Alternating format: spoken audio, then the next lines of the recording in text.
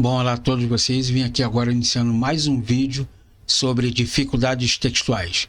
Hoje nós vamos ler Êxodo capítulo 3, verso de número 22, que diz que como um Deus todo amoroso pôde ordenar que os hebreus despojassem os egípcios de suas riquezas.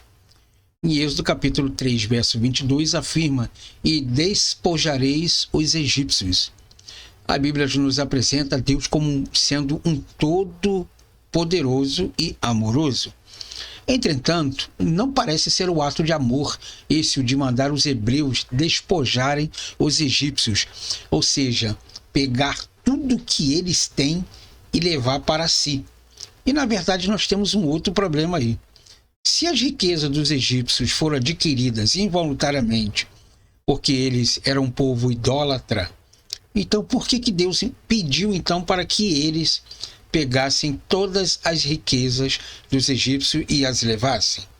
Então, para você saber essa resposta, você fica comigo até o final, que eu lhe darei essa resposta exatamente dentro das Escrituras Sagradas. Por que um Deus tão amoroso pediu para que os hebreus roubassem ou furtassem todo o ouro do Egito?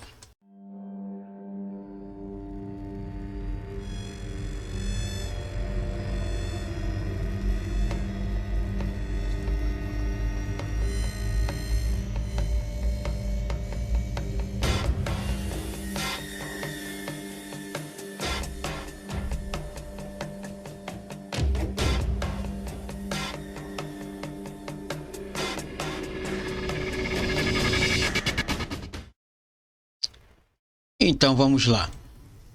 O texto diz que Deus mandou que os hebreus despojassem os egípcios.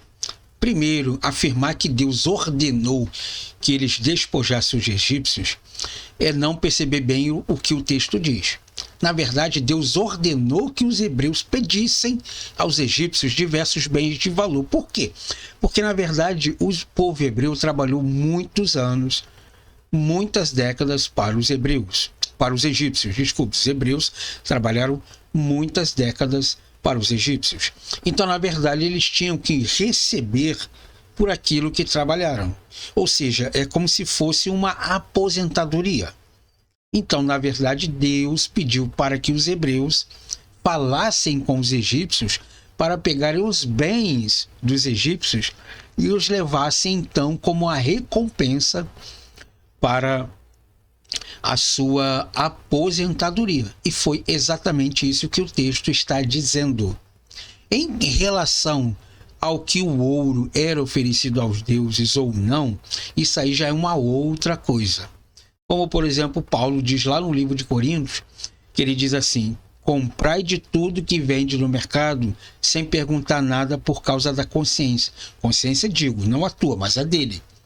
Então, na verdade, o que você tem comprado no supermercado para a sua sobrevivência, será que o dono do supermercado não tem oferecido aquilo ali aos deuses? Pô, mas você compra no supermercado, certo? Uma roupa, um carro, seja qualquer bem que você traga para dentro de sua casa, você não sabe a origem dele. Então, involuntariamente, vamos dizer assim, não é a sua consciência que está pesada, mas é a dele. Entendeu? Então, quando o povo de Israel pega os despojos dos egípcios, o ouro, a prata, os bens materiais deles ali, assim também como todo o gado, que ainda que fosse oferecido aos deuses, eles teriam que levar com eles. Quem ofereceu aos deuses não foi os egípcios, não foi os judeus, foram os egípcios, entendeu? Então, assim, pedindo aos egípcios, eles não estavam despojando. Despojar ou saquear nessa situação significaria tomar as possessões dele por meio de força. Mas por terem os hebreus pedido e os egípcios dado voluntariamente, porque eles estavam com medo da reação ao qual o Deus de Israel poderiam fazer com eles se eles se negassem a fazer isso, tá?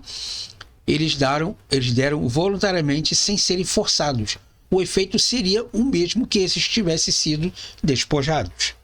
E segundo o termo usado nessa passagem, não é apenas uma palavra usual para despojar, mas indica a entrega de alguma coisa ou de alguém. Esse termo foi usado aqui em sentido figurado. Foi Deus que venceu os egípcios. E agora o seu povo é que despojaria o inimigo derrotado, ou seja, ganharia o bem como sua recompensa. Entretanto, esse inimigo derrotado se dispôs a entregar o despojo da vitória ao povo hebreu, ao qual estava sendo libertado. E mesmo que fosse tomado de forma literal, os presentes dados aos israelitas não poderiam ser considerados como algo injusto, se for levado em conta que o povo de Israel permanecera como escravo por vários séculos. Foi uma pequena compensação pelo tempo de trabalho escravo no Egito, assim como eu acabei de explicar para vocês. Então, na verdade, ali, nós costumamos ler a Bíblia, e eu sempre digo isso, para você entender as Escrituras, você primeiro tem que entender da parte literal do texto, para depois entender o contexto. Não adianta tentar entender o contexto sem entender o texto. Não adianta isolar o texto com certas palavras e não conhecer o significado do que ela quer dizer. Eu já vi muitos adesivos em carro dizendo assim: em tudo dai graças porque essa é a vontade de Deus. Então quer dizer que a minha filha morre, eu tenho que dar graças a Deus. Obrigado, Senhor, por causa disso. A minha mãe ou meu pai venham a falecer e eu digo: ah, Senhor, muito obrigado por isso. Não tem lógica nenhuma.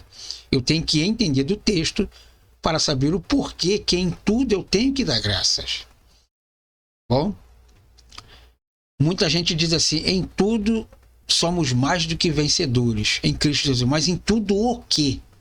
Temos que entender o que o texto está dizendo para depois falarmos do contexto. Não adianta pegar certas palavras ali, apenas o contexto, e não entender o texto. Fica muito fácil fazer isso. Mas aí nós nos despojaríamos de entender o que realmente o texto está querendo dizer. Tá bom? Então, que você não seja um decoreba, né? Que você pega o texto ali, decora, em tudo eu sou mais que vencedor, pronto. Mas se você tiver uma derrota, como é que fica essa questão agora? Porque o texto está dizendo que você é vencedor em tudo. Então você passa então a ser acusado de uma coisa que você mesmo não está entendendo. Então que a partir de agora você passa a entender o texto para que você possa prosseguir então com o contexto. Não pegue palavras isoladas como muitos fazem aí. Tá bom? Mas aplica ela dentro do texto para entender o porquê que o autor está dizendo exatamente aquela palavra. Um livro, como você vê aqui atrás da minha estante, eu tenho que ler ele da primeira página. Eu não posso pegar o livro pela metade sem entender o que o começo do livro está querendo dizer.